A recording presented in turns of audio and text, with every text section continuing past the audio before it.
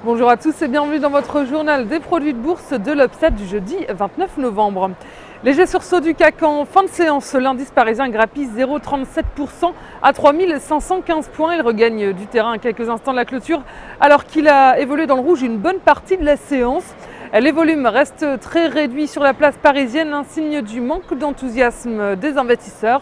L'incertitude devrait dominer sur les marchés ces prochaines séances alors que l'échéance sur la question du mur budgétaire aux États-Unis approche à grands pas et c'est bien ce débat qui cristallise de plus en plus d'inquiétudes sur les marchés et qui ont tout de même repris un peu d'espoir avec les propos optimistes du président républicain de la Chambre des représentants. Et puis autre élément qui pèse sur la tendance, c'est la mise en garde de l'OCDE et ses prévisions Mossad sur l'évolution du PIB mondial cette année et l'année prochaine. Et les valeurs les plus chahutées, ce sont les bancaires. Société Générale progresse de 0,46%. Crédit Agricole de 0,30%, en revanche BNP Paribas lâche 0,30%.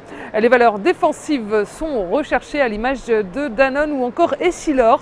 Wall Street retrouve le chemin de la hausse et atteint même l'équilibre alors qu'elle évolue en baisse dans les premiers échanges. Le Dow Jones termine sur une hausse de 0,83%. On est à l'équilibre quasiment puisque le Nasdaq gagne 0,82%. Dans le même sillage que les marchés européens, on retrouve deux sources d'inquiétude majeures ici aux États-Unis. D'abord, les inquiétudes majeures et bien sûr le mur budgétaire, même si les propos optimistes de certains dirigeants ont relevé la tendance. Et deuxièmement, les propos pessimistes de l'OCDE sur la croissance mondiale. Plusieurs statistiques macroéconomiques américaines étaient attendues, et notamment le livre beige de la Fed, selon lequel le nombre d'embauches aux États-Unis reste limité. Puis autre statistique, les ventes de maisons individuelles neuves aux États-Unis qui ont baissé sur le mois d'octobre. Du côté des valeurs américaines, le courtier américain Knight Capital Group bondit de près de 16%. Apple perd 1,26%. Et Moody's aurait abaissé d'un cran la note de Hewlett-Packard qui progresse tout de même de 2,79%. Et sur le marché des changes, l'euro poursuit son repli à 1,2989 $. Les cours du pétrole ont cédé près de 1% à cause notamment des inquiétudes persistantes sur le mur budgétaire. Les volumes sont en hausse sur le marché des produits de bourse avec 26 millions d'euros échangés dans une séance de légère hausse.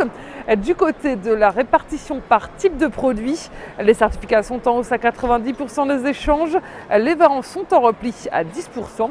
Et concernant les transactions, les certificats représentent 74% des échanges et les varants 26%. Et si on regarde la répartition par sous-jacent, on voit que les indices sont en baisse avec 50% du marché. Les actions, par contre, sont stables à 45%.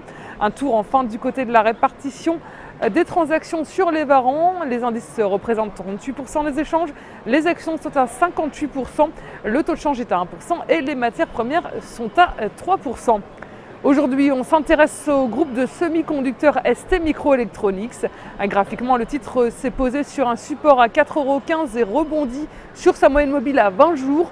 La figure dite en étoile du matin qui s'est formée au cours des séances du 15, 16 et 17 novembre appelle un retournement de tendance haussier vers les anciens sommets de septembre 2012 à 5,15 €. La stratégie qui vous est proposée pour jouer cette valeur, c'est l'achat du Varon Call ST Microelectronics à 2742 T d'Unicredit au prix d'exercice de 5 € et d'échéance au 1er mars 2013. C'est tout pour aujourd'hui, bonne journée et à demain.